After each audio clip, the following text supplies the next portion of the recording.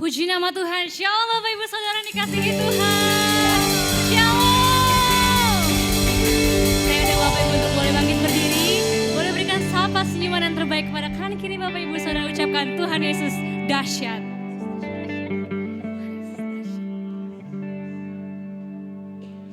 Yes, kita punya Allah yang begitu dahsyat, begitu hebat, begitu kuat di dalam hidup kita saudara.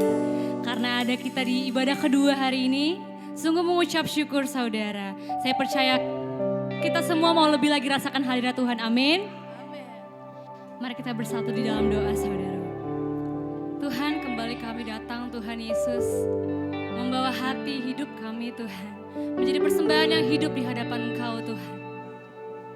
Tuhan sungguh mengucap syukur buat ibadah kedua yang masih boleh Tuhan percayakan bagi setiap kami Tuhan. Hingga detik ini Tuhan kami boleh rasakan kebaikan Tuhan, kebesaran Tuhan. Terima kasih Tuhan Yesus yang baik. Biar siang hari ini Tuhan, kami mau naikkan pujian kami, penyembahan kami Engkau saja yang menjadi pusat penyembahan kami Tuhan di siang hari ini Tuhan. Kami mau siapkan hati kami mau siapkan hidup kami Tuhan. Kami mau tanggalkan segala beban masalah hidup kami Tuhan. Kami mau fokus Tuhan naikkan penyembahan kami di hadapan Engkau Tuhan Yesus, Sang Raja yang hidup. Terima kasih Tuhan Yesus yang baik. Haleluya.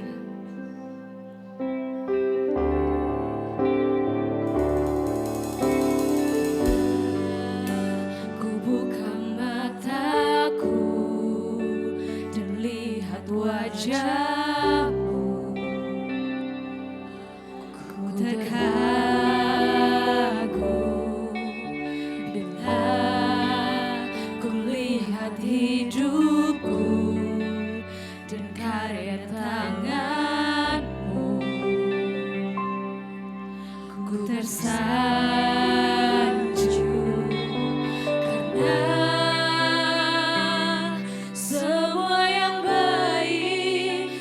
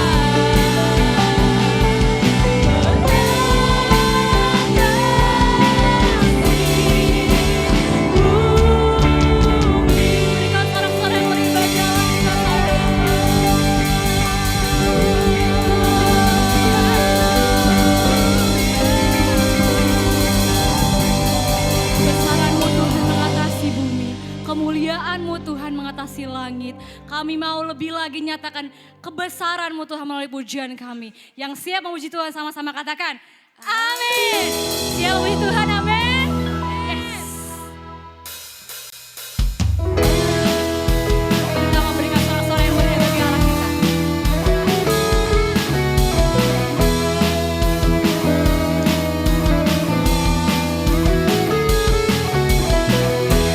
Berkuasa di bumi di surga, bertahta dalam kemuliaan.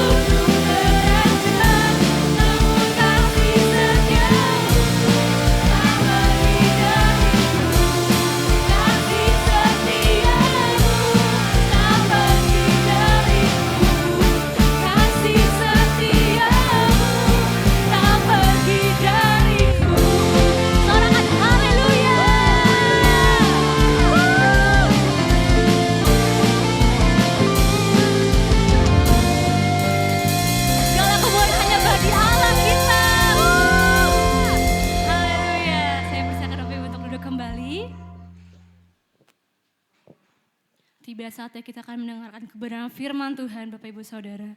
Mari kita siapkan hati dan pikiran kita untuk menyambut pesan Tuhan bagi setiap kita.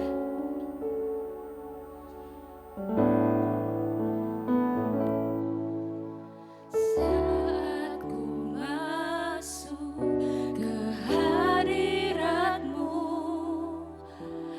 ku tersungkur dan sembah-Mu. Ku persembahkan korban syukurku yang terbaik bagimu.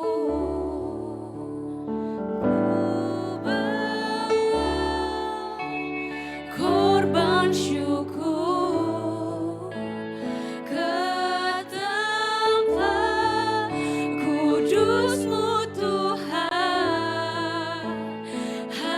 Hatiku limpah dengan syukur, sebab Tuhan baik.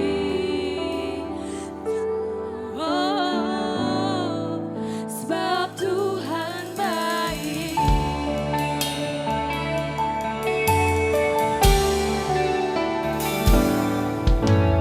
Saat masuk ke hadirat-Mu, ku tersungkur dan sembah-Mu. Ku persembahkan korban syukurku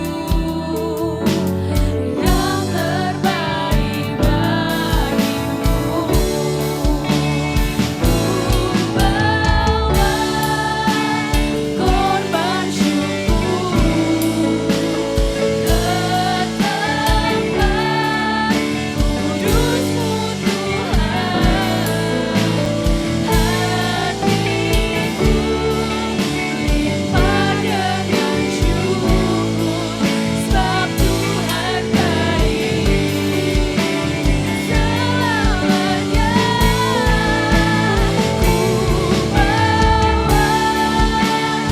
bawa korban syukur ke tempat kudus-Mu Tuhan. Hatiku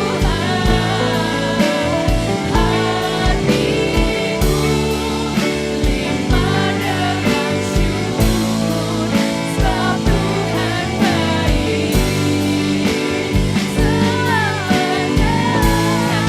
Untuk bangkit berdiri. Korban syukur ke tempat kudus-Mu Tuhan. Hatiku limpah dengan syukur, sebab Tuhan baik. Oh, Sebab Tuhan baik.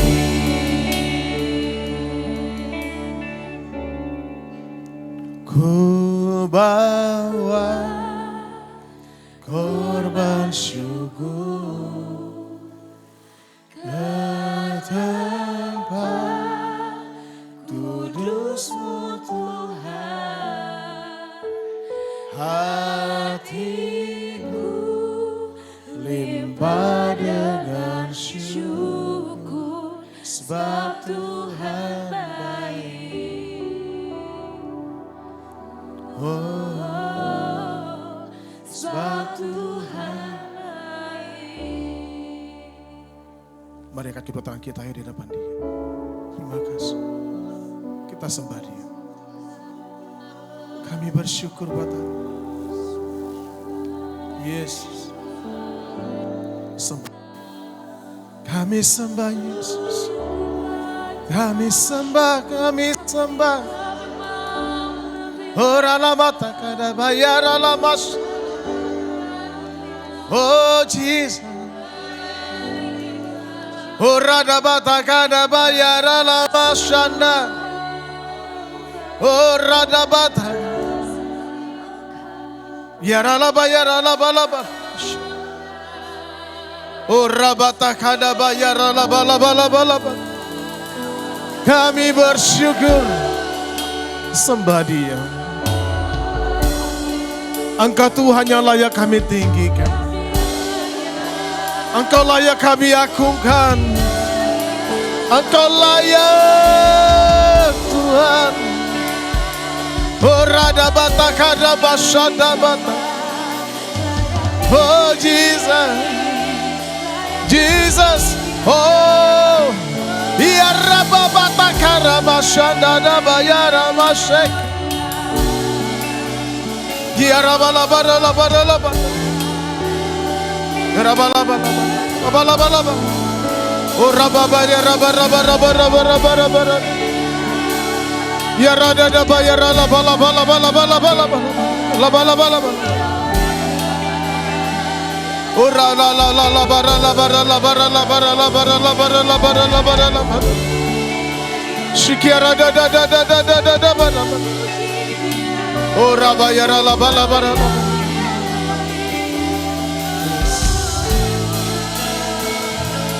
Yesus.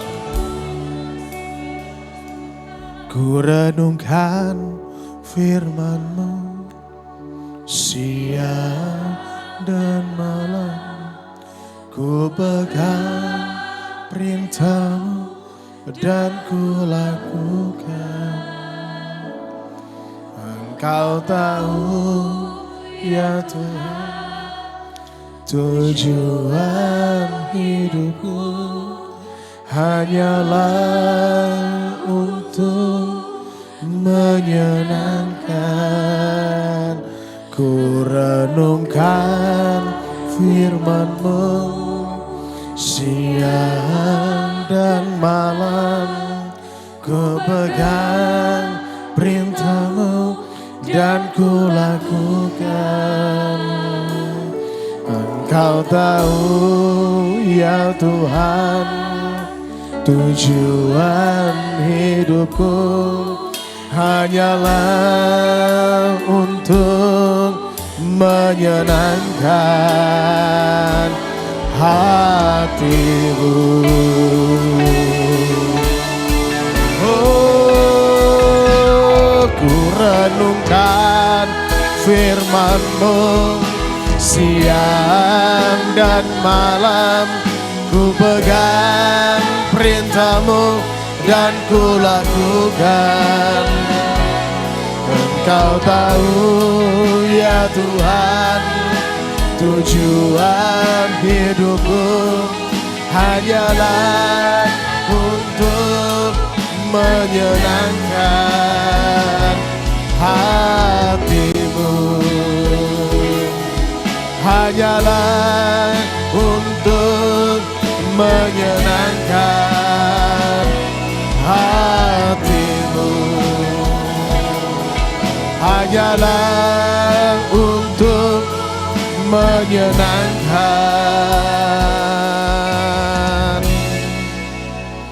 hati. Tepuk tangan bagi Tuhan Yesus. Haleluya. Haleluya.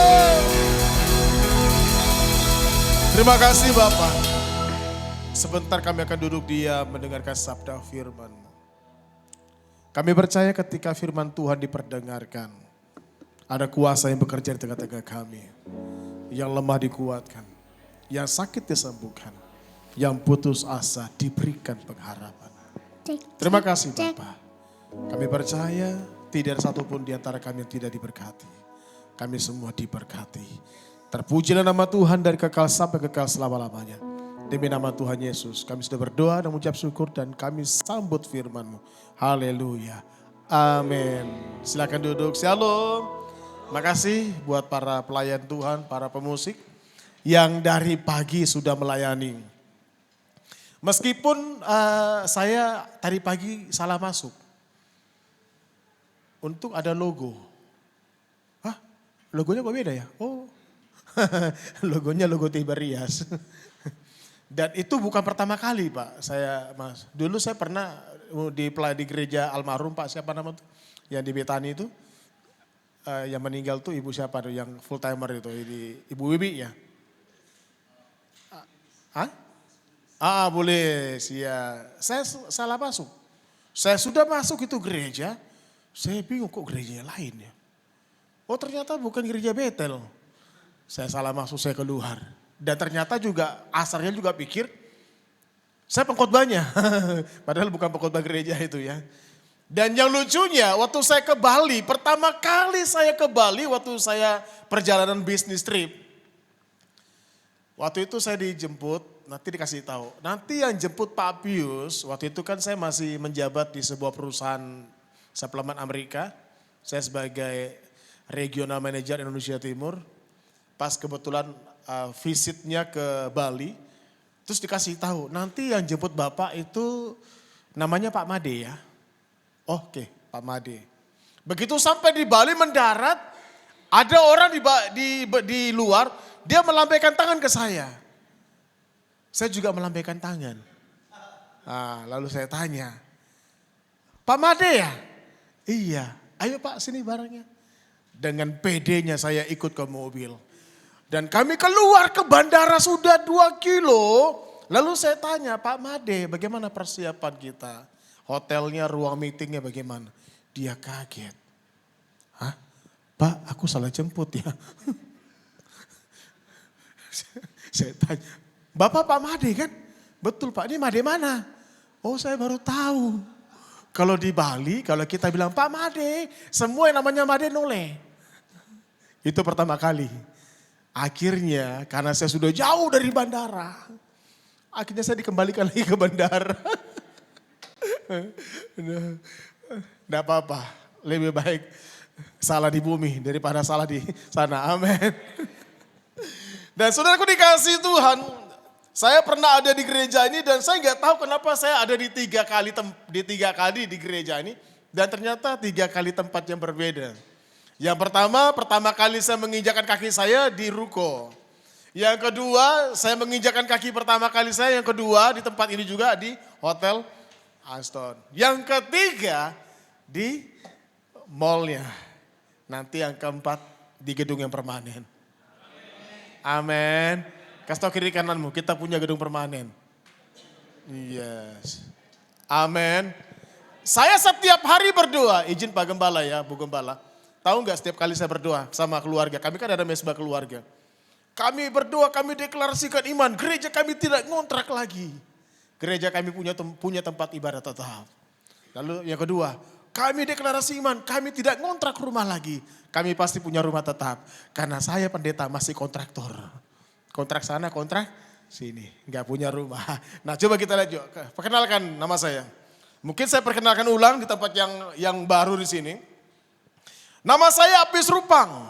Ya, saya juga pembawa kabar Injil, selain gembala saya juga pemberita Injil di Radio RPK. Kalau mau dengar suara saya setiap hari jam 4 pagi. Ya. Jam 4 pagi sesi pertama saya, sesi kedua Pak Pendeta Gilbert. Yang ketiga Bapak Pendeta Erasus Sabdono. Dan nama Rayon 8 itu terkenal di seluruh Jabodetabek. Itu minta maaf ya, itu karena saya yang ada di situ. Mereka pikir Rayon 8 itu di Samarinda Pak. Saya bilang Rayon 8 itu di Lipo Cikarang. Jangan coba-coba ganti posisinya Pak Wi. Saya bilang oh enggak Pak. Lipo Cikarang itu ada Bapak rohani saya di situ. Oh saya kira Rayon 8 itu di Samarinda, Lipo Cikarang. Dan saya bersyukur gereja kita menjadi berkat. Dan kita bersyukur di tahun 2026 Tuhan membawa gereja kita secara global. Kita masuk di dalam tahun The Great Commission. Dan ini yang kita kerjakan di awal tahun, kita membina 2 desa. Di desa yang tidak terjangkau, kita menjangkau yang tidak terjangkau. Di daerah Kukar dan Kutim, 2 desa yang nyaris memang tidak ada gereja. Dan saya harus naik motor. Kenapa naik motor? Karena mobil gereja rusak dan harus dijual, saudaraku. Saya bersyukur pendeta naik motor. Kenapa? Karena gara-gara Dracin dan Tragor. Tukang parkir, tukang ojek dihormati. Jangan-jangan mereka CEO. Sekarang gara-gara Dracin kan, gara-gara Tragor. Hati-hati loh, jangan hina tukang ojek. Jangan-jangan tukang ojek apa? CEO. Coba kasih tau kiri kananmu. Jangan-jangan kau CEO.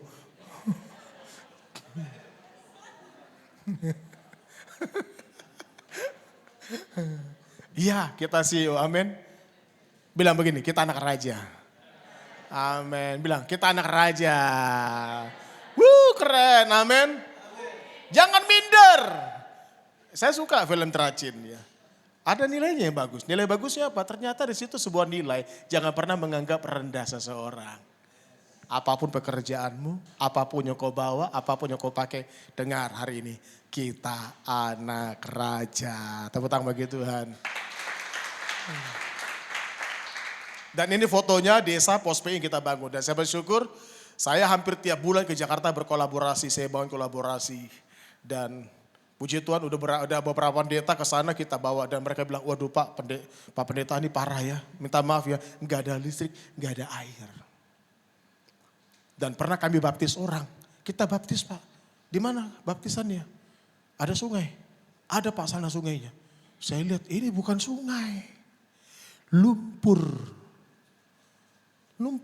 Kita kan bawa baju baptis putih kan. Saya baptis kau dalam nama Tuhan Yesus. Tergelembluk. Begitu muncul coklat. Loh betul. Baju ini kan putih semua. Semuanya warnanya gak putih semua. Tapi saya bersuka cita. Amin. Jalan-jalanlah ke Kalimantan Timur. Engkau akan melihat keindahan di sana. Jangan lupa ke IKN. Amin. Amin. Bilang kiri kananmu, ayo kita ke IKN. Amin. Saya waktu ke IKN tahu enggak? Saya bilang begini, Pak Gembala.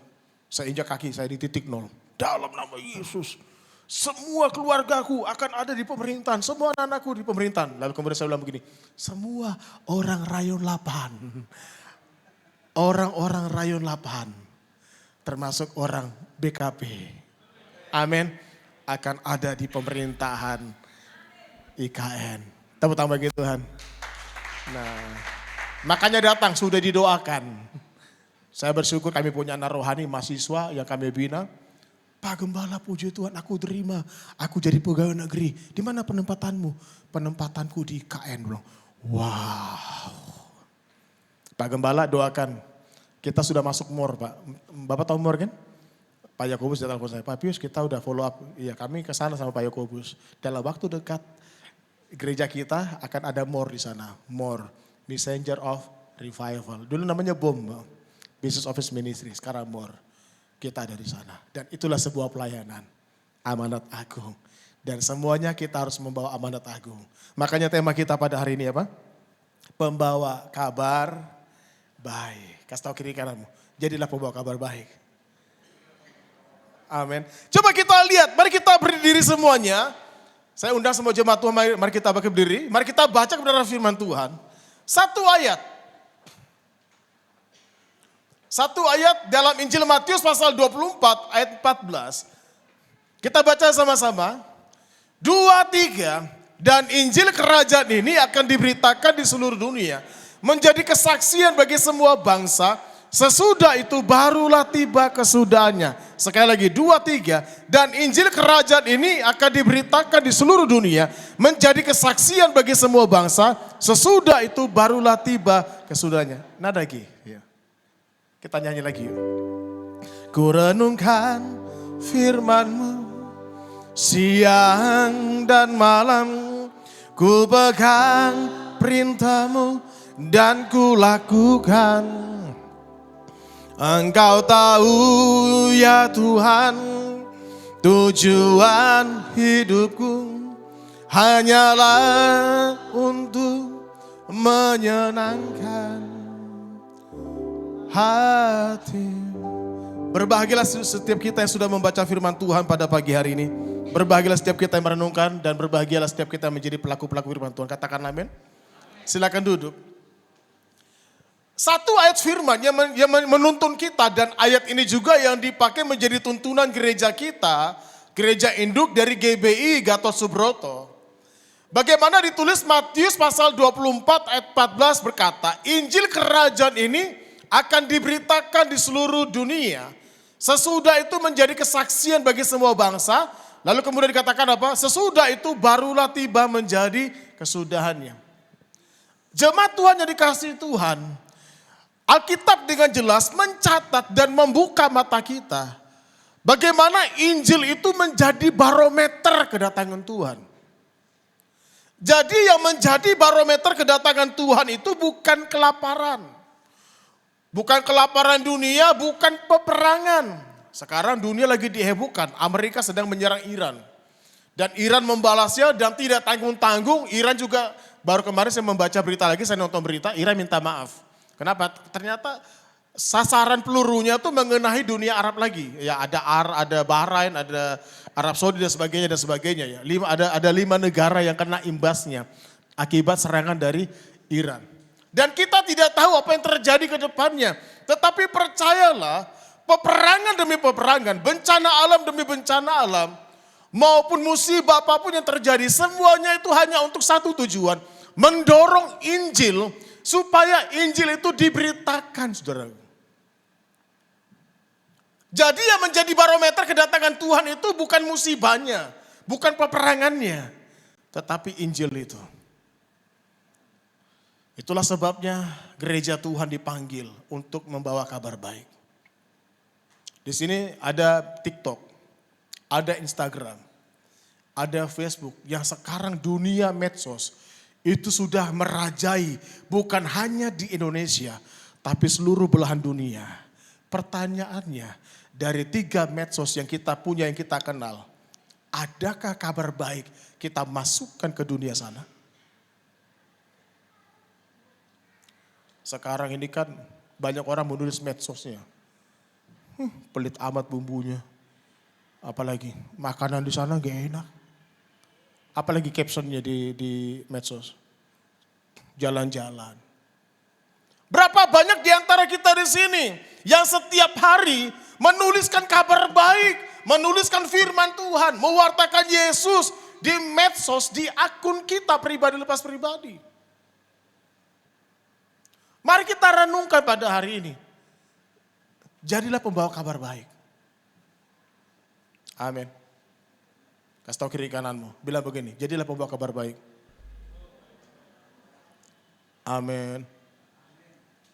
Saya mau kasih tahu, dari Januari sampai sekarang tidak ada di pemberitaan televisi berita baik yang kita dengar. Betul? Ada nggak kabar baik yang kita dengar? Tidak ada. Media sosial, televisi selalu mewartakan apa? Mewartakan berita yang tidak baik-baik. Bicara tentang Kristus, bicara tentang peperangan. Ada nggak di situ yang bicara tentang pertobatan? Ada nggak bicara tentang kasih karunia? Ada nggak di situ bicara tentang perubahan yang baik karena anugerah Tuhan? Tidak ada. Makanya kita dipanggil. Amin. Saudaraku dikasihi Tuhan. Jemaat Tuhan, kita harus tahu bahwa dalam dunia media sosial itu ada namanya big data. Sama-sama dengan saya big data. Jadi big data itu semua terekam. Apa yang kita tulis di media sosial itu akan terekod di satu sistemnya namanya big data, data yang besar. Makanya saya mendorong jemaat Tuhan tempat ini, dimanapun saya berkhotbah, tulislah yang baik di media sosial supaya itu terekod, itu menjadi big data. Maksudnya apa Pak? Contohnya begini, contohnya ya. Kalau tidak ada orang yang menulis kabar baik, menulis yang baik, menulis firman Tuhan di medsos dan itu enggak terekod di big data, maka yang terjadi begini. Nanti kalau ada orang bertanya sama Google, aku galau, tolong dong apa obat galaunya? Karena enggak pernah ada orang tulis kabar baik, nanti Google jawab, oh pergi kamu ke jalan ini nanti kamu ketemu rumah janda. Bisa kebayang enggak kalau itu yang terjadi? Medsos, aku ini lagi pusing. Apa yang harus aku lakukan? Aku ini banyak hutang, dikejar-kejar orang. Nanti medsos jawab, pergilah kau naik ke gunung, naik ke atas, loncat ke bawah. Maka selesailah hidupmu. Bisa kebayang enggak kalau medsos dia begitu? Tapi kalau kita tulis kabar baik di medsos, itu terekod. Kita tulis, Google, aku lagi pusing. Aku ini baca beban, apa yang harus aku lakukan? Nanti Google jawab, Firman Tuhan berkata, Yesus berfirman dan bersabda, hai engkau yang berbeban berat dan berletih lesu, datanglah kepadaku. Amin. Jemaat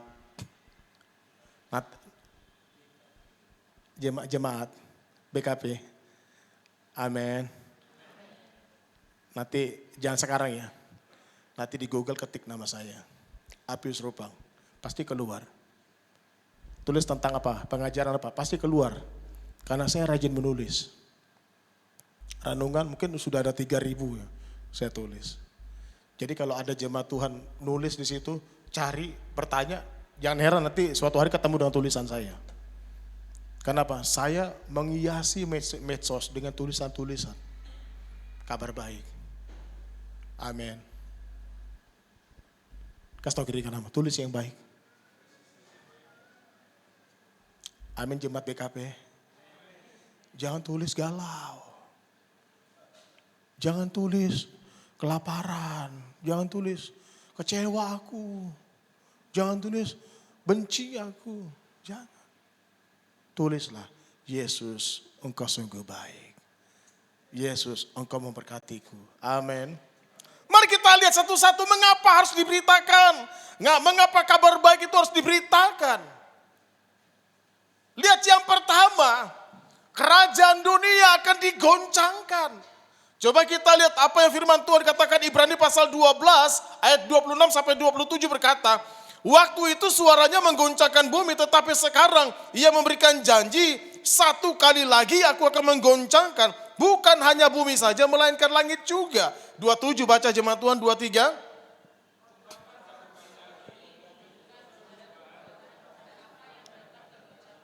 Karena ia dijadikan. Wow, dikatakan karena ia. Kasih tau kiri kananmu, kamu. Bilang kamu.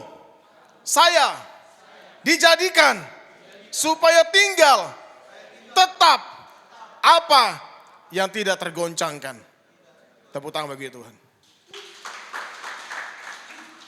Makanya Injil itu perlu diberitakan ketika orang menerima Injil. Apapun keadaannya, mau pemerintah, mau kayak apapun, kita nggak tergoncangkan, saudaraku.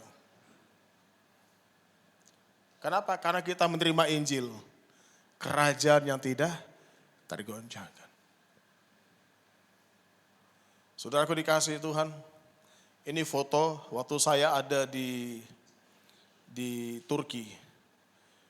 Saudaraku dikasihi Tuhan, Turki itu adalah Asia kecil. Di situ 7 gereja. Saya udah 4 kali ke sana. Dan saya bilang sama istri saya, yang nanti kalau saya ambil S3, disertasi saya berikan saya waktu 3 bulan tinggal di Turki. Jadi rencananya Pak Gembala kalau saya S3-nya nanti mau ke sana. Jadi saya akan menulis tentang 7 jemaat. Dan ini foto ada di 2 tempat, saya di Turki. Saya berada di kota kelahirannya Paulus. Ada yang tahu Paulus lahir di mana? Tarsus. Tarsus itu di Turki. Dan kotanya itu sekarang namanya kota Kilikia. Waktu saya dari sana, sedih saudaraku. Saya menjelajah ke seluruh Turki, hampir semua kota Turki saya jelajahi. Dan saya melihat begini, kota ini, negara ini diberkati. Dulu negara ini menjadi negara kekristenan, karena 7 gereja ada di sana. Tapi kenapa negara itu sekarang bukan dominasi lagi orang Kristen, tapi orang Kedar. Tapi negara itu masih menjadi negara yang diberkati. Meskipun komposisi keuangannya, tahukah jemaat Tuhan, 1 lira dulu 2.600 1 lira atau 1 tele. Sekarang di Turki 1 tele itu 600 rupiah. Makanya di Turki itu lebih murah daripada Jawa. Mohon maaf ya. Itu doner kebab segini nih. Itu harganya 18.000, itu daging semua. Anggur yang gak ada biji, di sini kan 50.000. Di Turki cuma 8.000. Apel di sana itu berhamburan. Apel tuh gak ada yang ambil, itu berhamburan tengah jalan. Dan dia berlimpah, diberkati. Susu yang murni 1 liter 8.000 rupiah kalau di kurs dari tele ya, ke rupiah.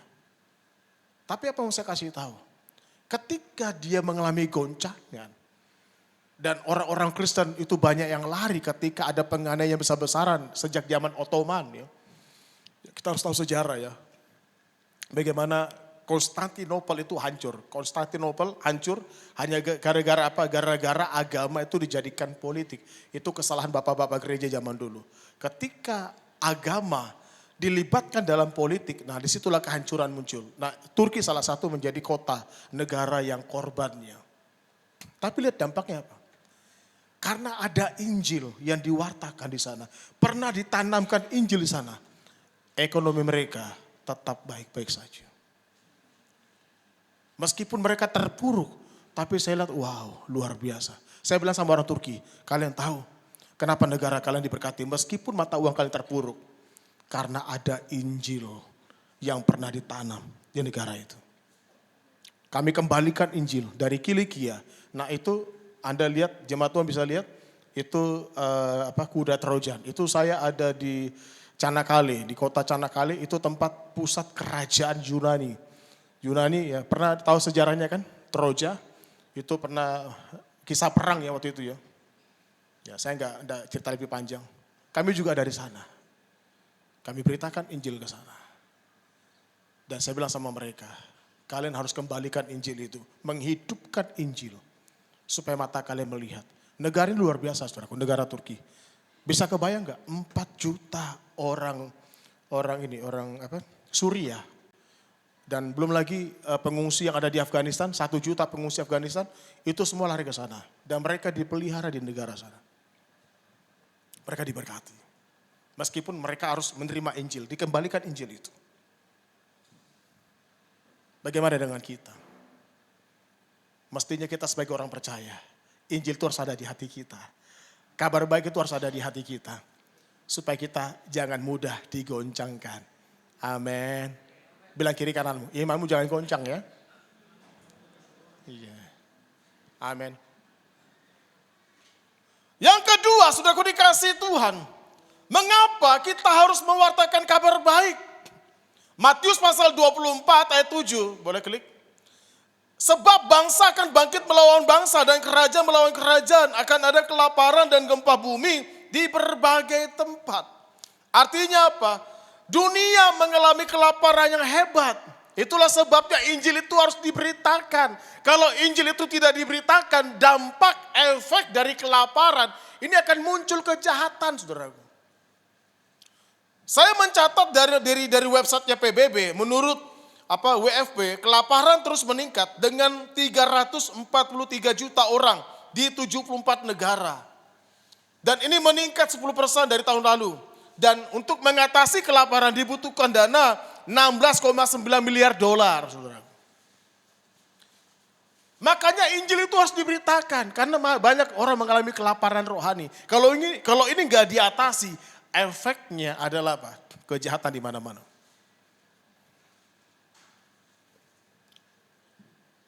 Jemaat Tuhan BKP, kalau kita lapar, kita nggak makan, saya mau tanya. Apa ciri-cirinya kalau kita lapar, kita nggak makan? Ayo kita sharing. Ciri-cirinya apa yang terjadi di tubuh kita? Ayo, lemas. Oke, lemas apa lagi? Metar, terus? Emosi, nggak stabil kan? Nah ada lagi yang bagus nih. Tahu lagi apa lagi? Yuk. Mau tahu nggak? Mulutnya bau. Mulutnya dengar ya, perhatikan baik-baik. Kalau Injil tidak ada di hatimu, makanya nggak heran mulut orang Kristen banyak yang bau. Tahu bau? Sekarang setan tuh pinter loh.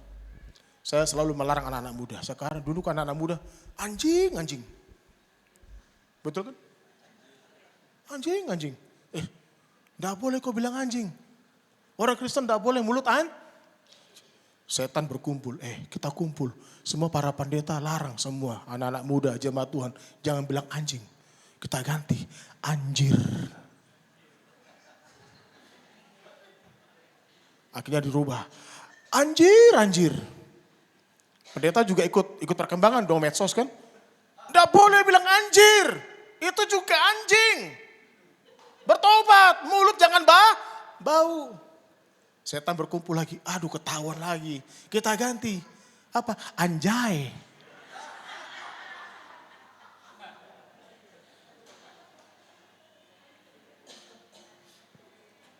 Coba bayangkan kalau Injil kabar baik ada di hati kita, mulut orang Kristen banyak yang bau.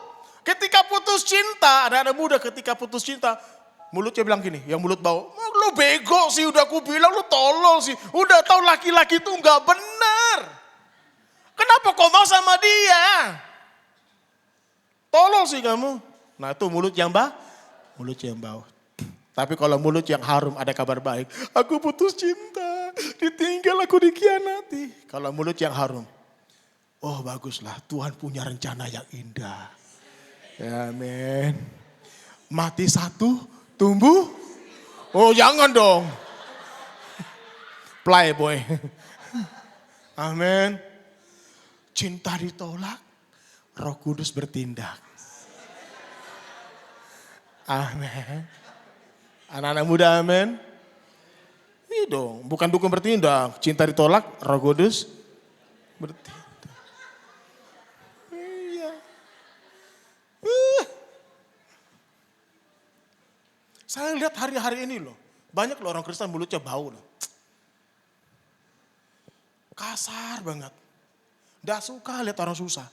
Kalau lihat orang susah, itu makanya Papa Pendeta Gembala. Makanya dia dikena kutuk Tuhan. Makanya begitu dia. Nggak baik-baik saja. Coba kalau mulutnya harum. Ya Papa Pendeta, kita doakan supaya anugerah Tuhan tetap ada pada orang itu. Amin. Amin. Kasih tahu kiri kananmu, jangan suka menghakimi. Kalau kita punya kabar baik, apapun kondisi orang-orang yang jatuh, apapun kondisi orang itu, kita tetap berikan dia kekuatan. Yang jatuh jangan diinjak. Amin. Firman Tuhan bilang yang jatuh diangkat. Rangkul, didoakan. Jangan dimaki-maki, saudaraku. Amin. Dengar jemaat Tuhan ya. Kenapa banyak orang yang suka pindah-pindah gereja? Orang yang suka pindah-pindah gereja, karena apa? Dia tidak akan pernah menerima realita apa yang terjadi di lingkungan gereja itu. Kenapa? Karena dia merasa dirinya lebih baik daripada orang itu.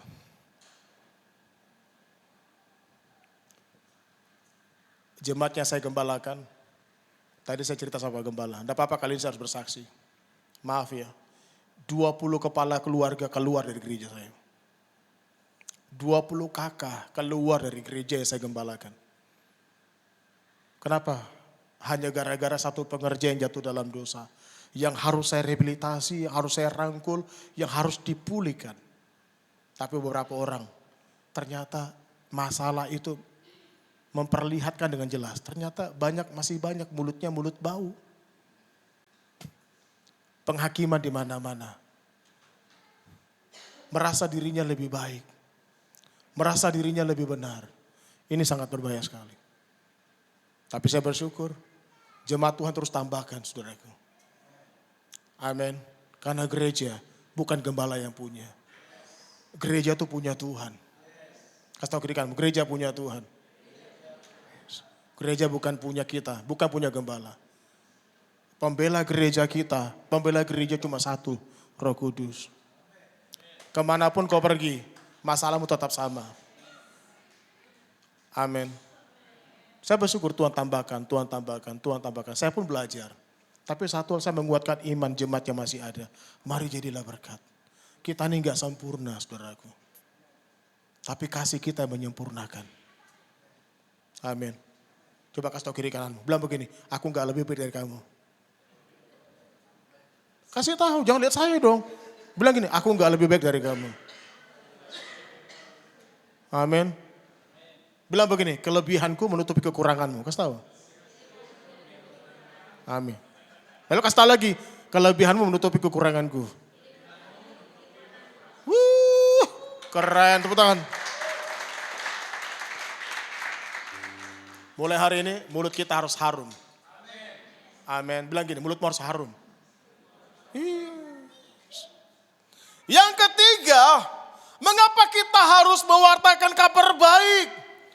Yang ketiga, dunia terus mengalami resesi ekonomi. Wahyu pasal 6 ayat 6. Mari kita baca bersama-sama 2-3. Dan aku mendengar seperti ada suara di tengah-tengah keempat makhluk itu berkata, secupak gandum sedinar dan 3 cupak jelai sedinar. Tapi janganlah rusakkan minyak dan anggur itu. Artinya begini, dunia terus mengalami resesi ekonomi. Injil itu harus diberitakan supaya apa? Supaya membuka mata setiap orang bahwa ada kekayaan yang kekal, ada harta yang kekal yang Tuhan sediakan melampaui dari harta yang ada di bumi ini, saudaraku. Amin. Wahyu membuka mata kita. Nanti pada akhir zaman ada satu resesi yang sangat besar. Dikatakan secupak gandum. Gandum itu harganya secupak. Sorry, maaf. Dikatakan apa? Secupak gandum harganya apa? Sedinar, saudaraku. Di dunia yang masih pakai mata uang dinar itu negara Irak. Saya bersyukur di tengah-tengah COVID, saya nekat, saya pergi ke Irak. Ini Irak ya. Ini kerajaan Asyur. Sampai Ibu Incipto ngomong sama saya begini, Pastor Rapius, you crazy. Incipto ngomong gitu, ketemu dengan saya, you crazy, you gila banget. Nggak apa-apa Bu, saya ke sana. Waktu saya pergi ke Irak, dari 26 orang yang daftar, kami tergabung di satu misi di Amerika. Ya kami swadaya Pak, bagaimana? Swadaya cari dana sendiri. Karena di zaman itu ke Irak ini lebih mahal daripada Israel, saudaraku. Ke Irak lebih mahal daripada ke Israel. Dan pada saat saya pergi ke sana, saya ketemu dengan Incipto cerita, lalu kemudian juga Christopher Tapiheru, mereka bilang ini gila. Daniel Panji juga bilang kamu gila. Gitu. Tapi gak apa-apa, saya pergi ke sana. Dari 26 orang, sisa 12. Hamin 7, sisa 6 orang. Hamin 3, cuma 3 orang yang berangkat. Kenapa? Karena kemarin baru-baru kejadian waktu di tahun itu, waktu di zaman COVID. Itu orang Korea disayat habis-habisan oleh ISIS. Matinya nggak langsung, matinya digantung, dioles dicabut kulitnya, kukunya dicabut, telinganya dipotong satu-satu. Jadi matinya mati perlahan-lahan. Makanya kami tinggal 3 orang. Dan celakanya waktu kami ada di sana, kami ditangkap sama Interpol. Saya ditangkap di Interpol. Gara-gara, saya kan ketua leadernya, saya ketua pemimpinnya. Gara-gara tim kami yang dari Amerika, dia menyampaikan, dia berbicara kepada anak kecil di bawah 17 tahun. Jadi di negara sana, mereka punya etika, punya aturan. Orang asing tidak boleh berbicara cowok sama cewek. Atau sebaliknya cewek dan cowok, itu peraturannya. Yang kedua, orang asing nggak boleh berbicara di bawah anak umur 17 tahun. Jadi pada saat tim kami berbicara kepada anak di bawah umur 17 tahun, kira-kira umurnya 10 tahun lah ya. Tiba-tiba anak itu lapor. Dan laporan itu masuk ke Interpol. Dan akhirnya kami ditangkap. Kenapa ditangkap? Dicurigai ISIS. Tahukah jemaat Tuhan, negara kita ternyata salah satu penyumbang tenaga ISIS. Ada yang tahu ISIS? Ya, nanti download di Google ya. Teroris. Radikal. Dan puji Tuhan, kami di sana, kami dibebasin. Sampai jenderalnya turun langsung. Jenderal bilang begini, sorry sir, you are clear. Kalian semua bersih. Karena kami data kami semua di screen. Karena visa yang kami pakai adalah visa mahasiswa. Belajar studi banding, studi budaya. Kami pakai visa itu. Tapi yang satu hal yang mau saya sampaikan, waktu saya ada di sana, mata saya terbuka. Ternyata negara ini masih pakai mata uang yang namanya dinar. Jemaat Tuhan, 1 dinar harganya 20.000. Beras, sekilo berapa di sini harganya? Berapa? Bu, beli beras bu. Berapa? Sekilo. Harganya berapa? 20.000. 40.000. Bisa kebayang enggak?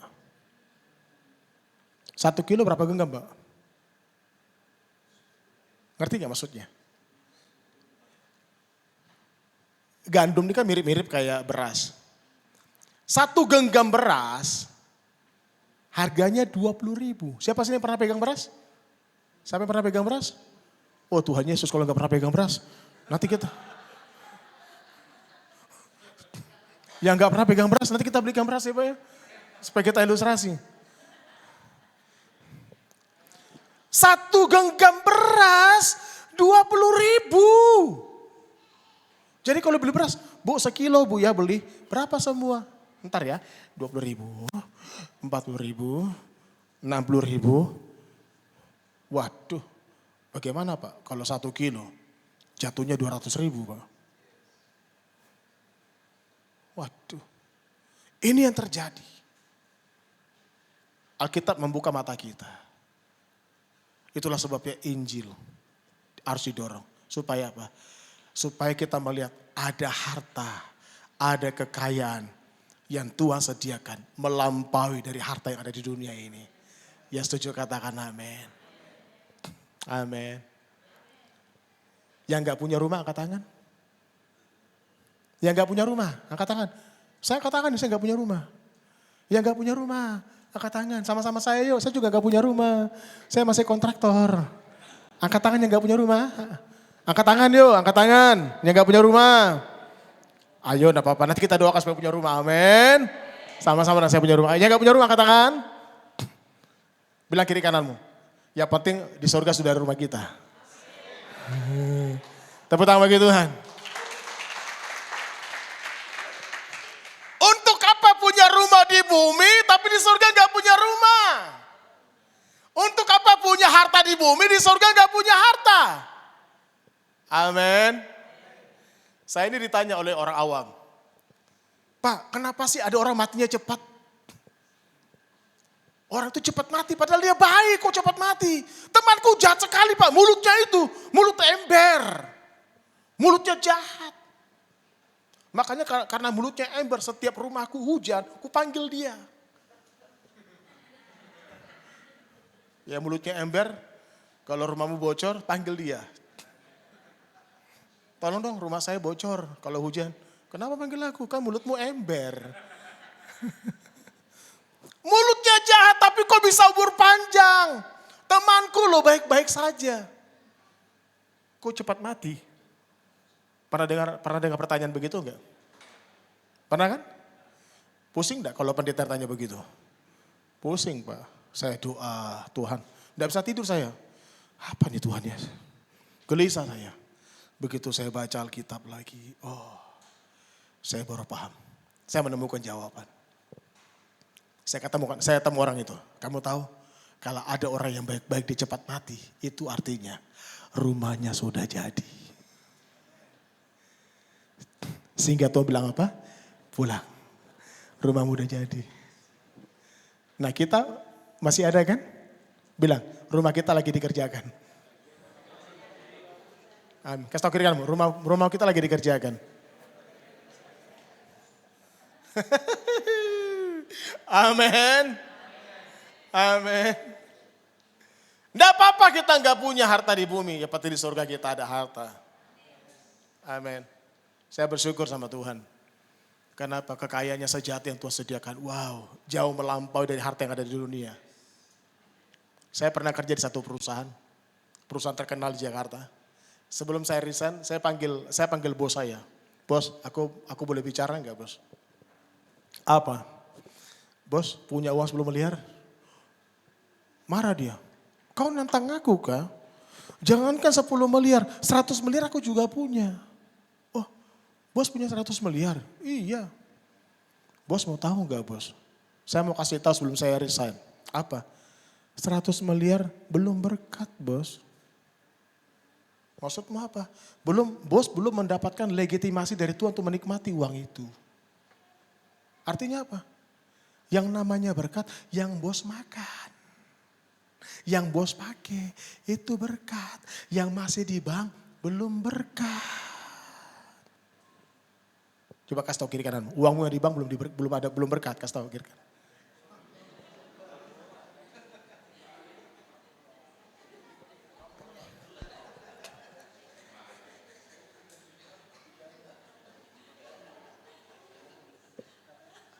You understand?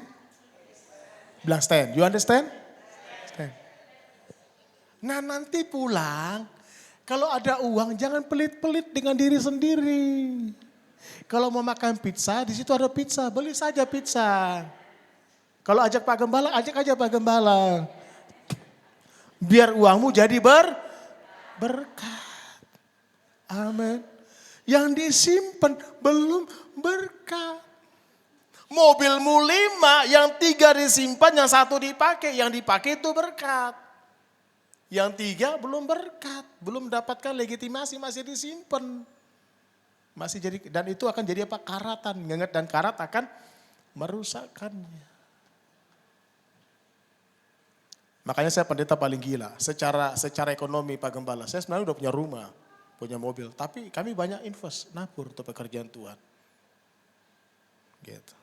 Kami nabur untuk pekerjaan Tuhan.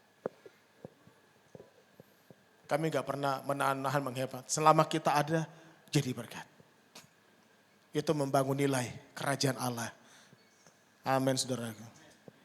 Bilang kiri kananmu, jangan kikir. Amin.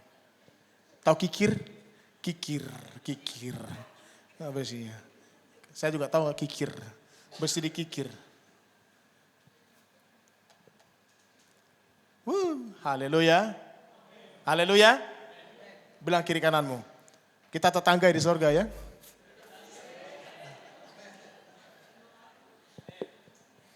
Dahsyat.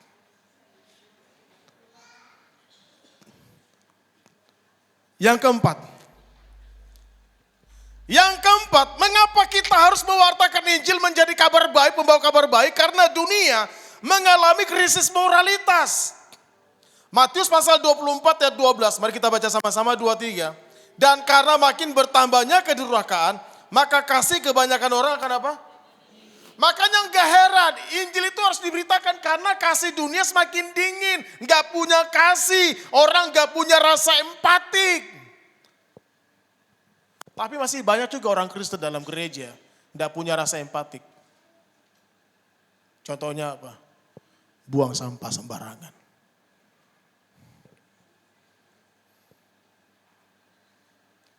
Jemaat yang bawa makanan, yang bawa minuman, kalau ada sampah, tolong diangkut. Amin.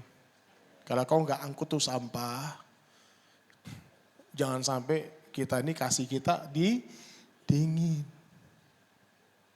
Kalau gereja ini bikin program pelayanan, selama kau ada dukung. Biarkan saja. Biarkan Bapak Pendeta Rudi Sregar yang menanggung semuanya. Karena namanya Bapak Pendeta Rudi Sregar. Supaya dia segar-segar terus. Kasihan. Para pelayan Tuhan, pengerja Tuhan, jangan disalibkan. Yesus sudah disalibkan. Mari kita sama-sama bekerja. Amin. Miliki rasa empatik. Amin. Milikilah kasih. Kasih kita ini jangan dingin.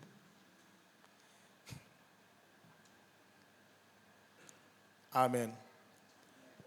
Ini di bawah saya, ini orang Yazidi. Saya pergi ke satu tempat, di satu desa, di depan rumahnya dia ini. Ternyata begini, Yazidi di Irak itu agama terbesar di dunia. Apa itu Yazidi? Nanti pulang download di Google ya. Yazidi itu adalah penyembah bintang timur, bintang fajar. Jadi Yazidi itu penyembah Lucifer. Mereka bilang, Pak kami menyembah Lucifer, bintang yang jatuh dari timur. Ada satu videonya, saya nggak masukkan di sini. Saya pergi ke satu temple, di situ tempat Lucifer. Mereka Lucifer, itu penyembahan dan itu agamanya diakui, namanya Yazidi. Dan tahukah jemaat Tuhan, Yazidi dan Kristen Itu adalah agama yang paling dibenci oleh satu sosok pemimpin negara Irak pada zaman itu. Yang namanya Saddam Hussein. Di depan rumah ini rumahnya nih orang ini yang baju hitam. Dia imam dari Yazidi. Di depan rumahnya persis saya lihat rumahnya padang gurun, padang rumput. Ada domba-domba, ada kambing. Dia bilang begini, 3.000 orang di situ di depan rumahnya. Disembelih hidup-hidup sama Saddam Hussein. Disembelih, dikorong.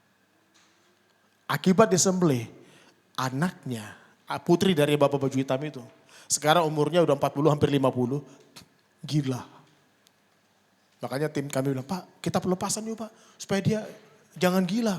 Oh enggak, ini gilanya bukan karena kuasa kegelapan. Ini gilanya karena tekanan psikologi. Bisa kebayang? Itu yang terjadi. Kasihnya dingin. Orang di sana dibantai. Tapi waktu kami beritakan Yesus, Bapak itu matanya terbuka. Kami bawa Alkitab dalam bahasa Arab, kami buka, kami baca dan kami tantang satu keluarga terima Yesus. Setelah mereka terima Yesus, kami dijamu makan ini. Ini makanan ini ya, kami dijamu. Mereka menari, bersuka cita, bergembira. Mengerikan saudaraku, di negara sana, negara Irak ya. Itulah sebabnya Injil perlu didorong. Supaya kita mempunyai kasih. Amin. Dunia mengalami krisis moralitas. Kita dipanggil untuk membawa kasih. Kabar kasih. Ya setuju katakan amin. Saudaraku dikasihi Tuhan. Yang terakhir. Evaluasi diri. Pertanyaannya adalah. Yang pertama.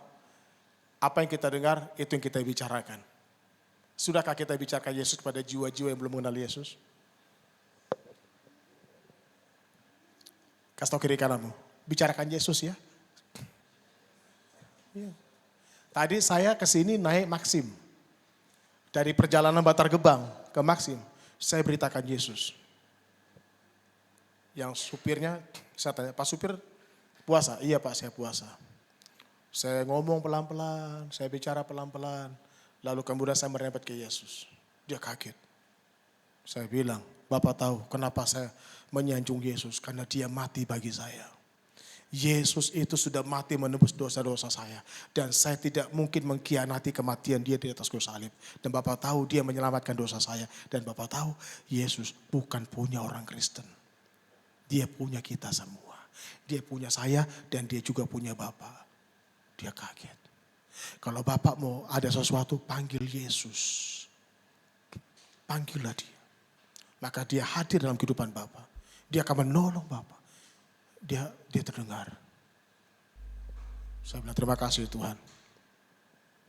Tidak sampai 30 menit perjalanan saya dari Bantar Gebang ke sini. Injil sudah diberitakan.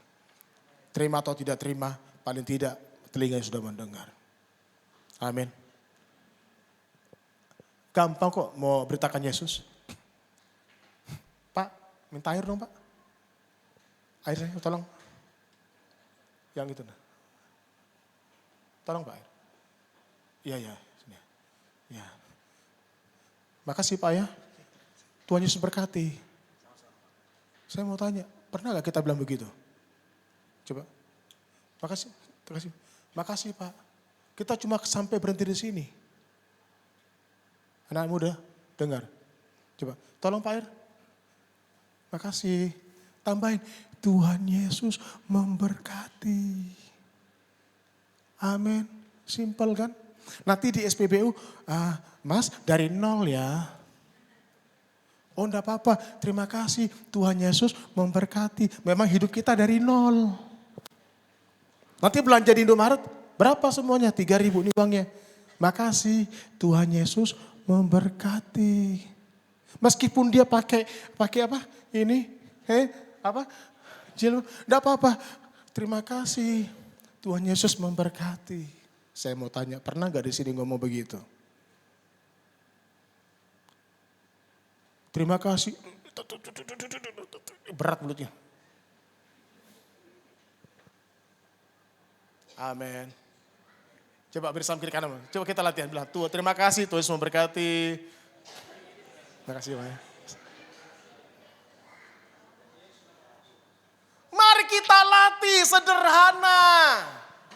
Amin.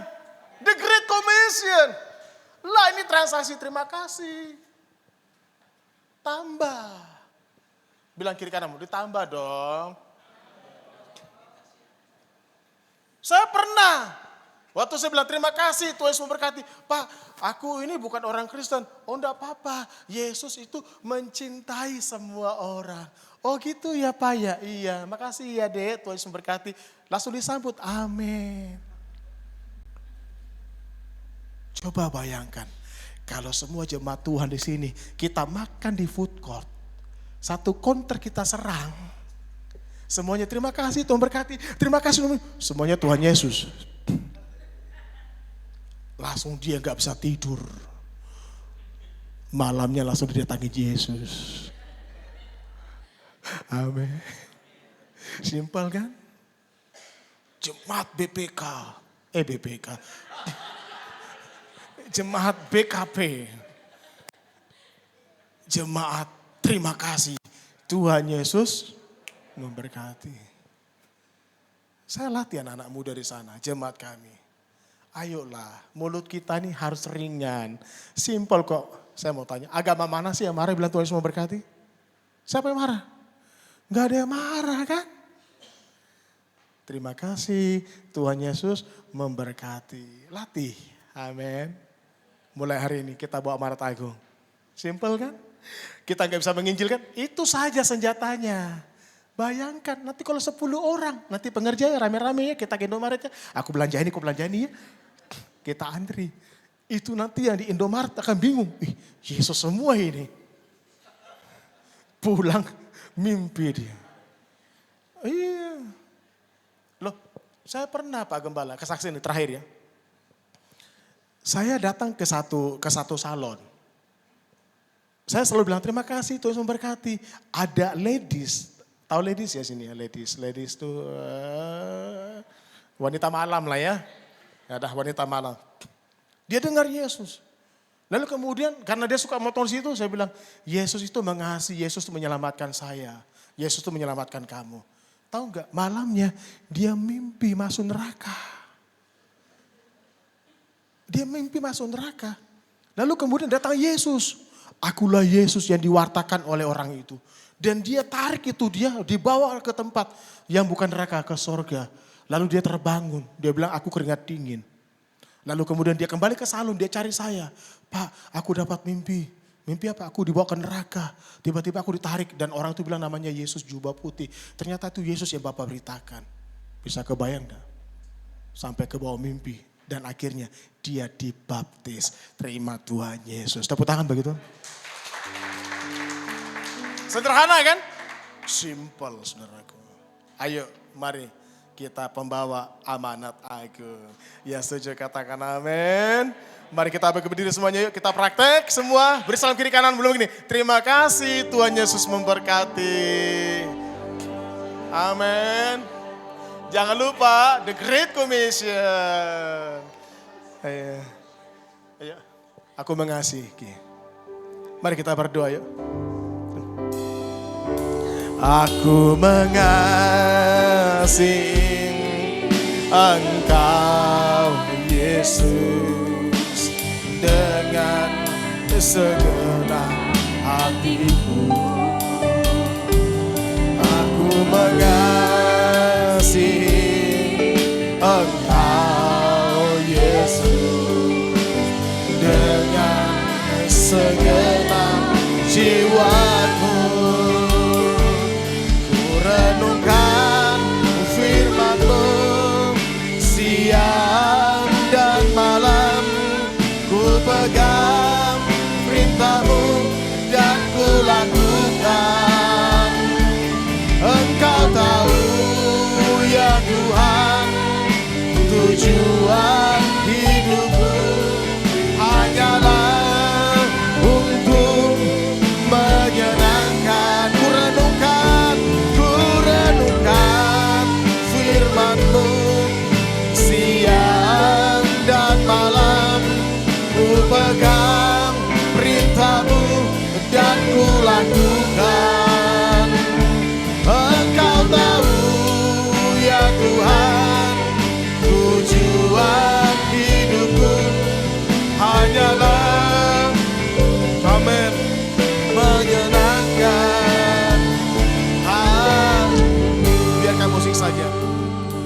Buka kedua tanganmu di hadapan Tuhan. Tuhan, Kau melihat setiap tangan-tangannya terangkat. Biarlah setiap jemaat-Mu di tempat ini menjadi pembawa kabar baik. Berikan mulut kami keberanian Tuhan untuk mewartakan apa yang harus kami beritakan kepada setiap orang yang ada di sekeliling kami. Ampuni kami Tuhan kalau mulut kami tidak pernah benar. Ampuni kami kalau mulut kami selalu menjatuhkan yang lain. Ampuni Tuhan. Mulai hari ini, biarlah mulut kami menjadi pembawa kabar baik. Kami bisa memberikan semangat kepada mereka yang terjatuh. Kami bisa mendoakan mereka yang sakit. Bahkan kami bisa mengangkat mereka yang tidak berdaya. Pakai kami Tuhan. Urapi setiap kami. Biarlah Tuhan ada pelipat gandaan terjadi. Setiap perkataan kami adalah perkataan yang berkuasa. Kami percaya Tuhan, jemaat Tuhan di tempat ini Kau pakai mereka. Kau bangkitkan mereka menjadi para pelayan-pelayan-Mu Tuhan. Menjadi berkat kemanapun mereka pergi ya Tuhan. Kemanapun mereka berada, Tuhan berkati, Kau pakai mereka.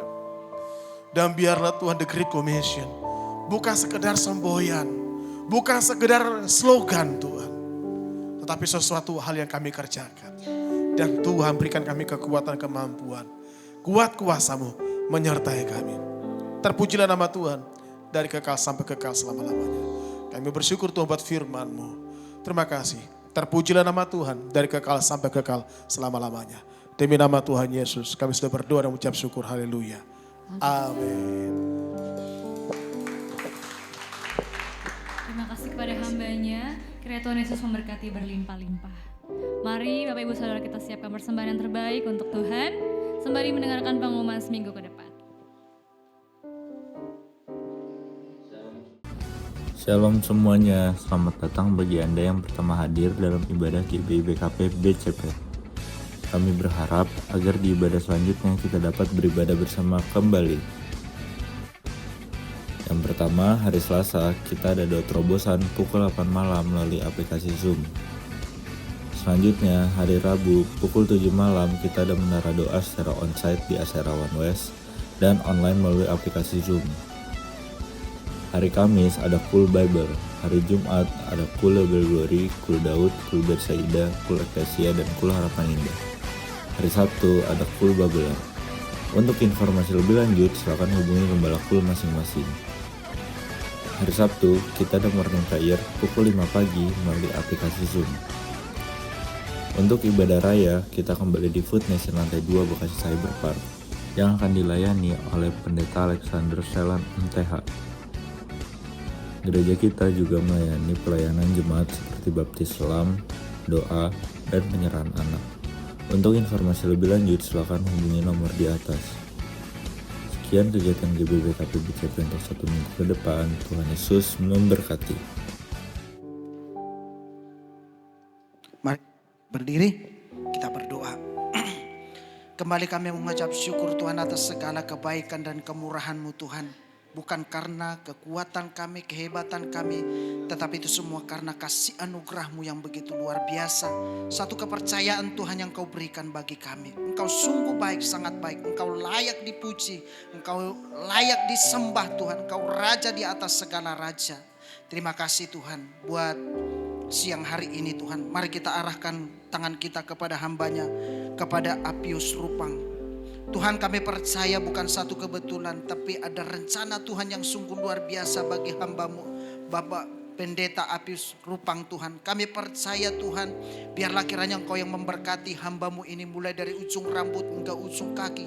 Diberkati semuanya, bahkan keluarganya, anak-anaknya diberkati. Kemanapun hamba-Mu ini berada Tuhan, Tuhan selalu sertai, Tuhan selalu lindungi Tuhan. Bahkan kebenaran firman-Mu Tuhan Yesus dimanapun dia berada akan menjadi berkat bagi banyak orang. Banyak jiwa-jiwa yang diselamatkan, bertobat, semakin mengenal Engkau secara pribadi Tuhan. Berkati hamba-Mu ini Tuhan, berlimpah-limpah ya Tuhan. Terima kasih Bapak, terima kasih. Demikian juga Tuhan, setiap kebenaran firman-Mu yang sudah diberitakan oleh oleh hamba-Mu ini pada siang hari ini Tuhan. Kami percaya kami boleh menangkapnya Tuhan. Biarlah kiranya Tuhan Kau bukakan setiap telinga kami, hati kami, pikiran kami Tuhan. Supaya pemberitaan amanat agung ini Tuhan boleh kami sampaikan dimanapun kami berada ya Tuhan. Biarlah kiranya Tuhan Yesus kebenaran firman-Mu yang akan menuntun kami Tuhan kemanapun kami melangkah ya Tuhan. Sehingga kami, jiwa kami dikenyangkan Tuhan pada siang hari ini. Sehingga kami yang sakit disembuhkan, kami yang terikat dilepaskan, kami yang mempunyai beban berat Tuhan, Tuhan berikan jalan keluar atas hidup kami ya Tuhan. Terima kasih Bapak, terima kasih. Demikian juga Tuhan dengan persembahan yang sudah kami berikan Tuhan. Kami percaya apa yang mereka tabur pada siang hari ini Tuhan semuanya diberkati. Apa yang mereka kerjakan kiranya Tuhanlah yang membuatnya berhasil di dalam nama Yesus. Terima kasih Bapak, sebentar Tuhan kami akan pulang dari tempat ini. Hantarkan kami Tuhan sampai ke rumah kami masing-masing. Sehat tanpa sesuatu kekurangan apapun Tuhan. Terima kasih Bapak, bahkan sebentar Tuhan kami akan diberkati. Lewat hamba-Mu ini Tuhan, biarlah kiranya Tuhan Yesus kami akan menerima doa berkat melalui hamba-Mu. Hanya di dalam nama Tuhan Yesus kami berdoa dan mengucap syukur. Haleluya, haleluya.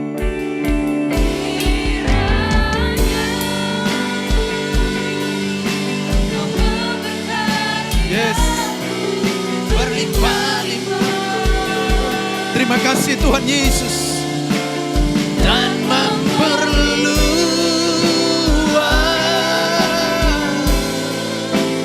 daerahku, dan kiranya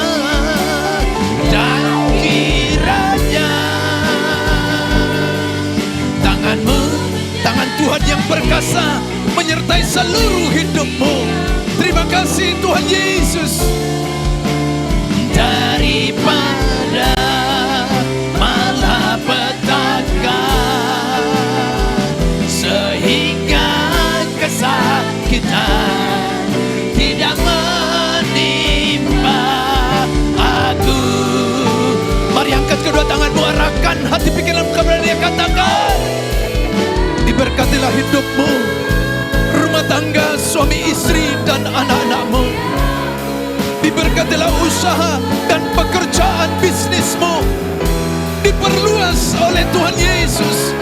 Terima kasih Tuhan Yesus. Terima kasih ya Bapa. Daerahku dan kiranya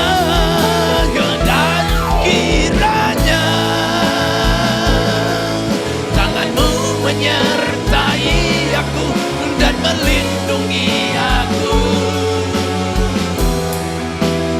Daripada malapetaka sehingga kesakitan tidak menimpa aku, sehingga kesakitan tidak menimpa aku.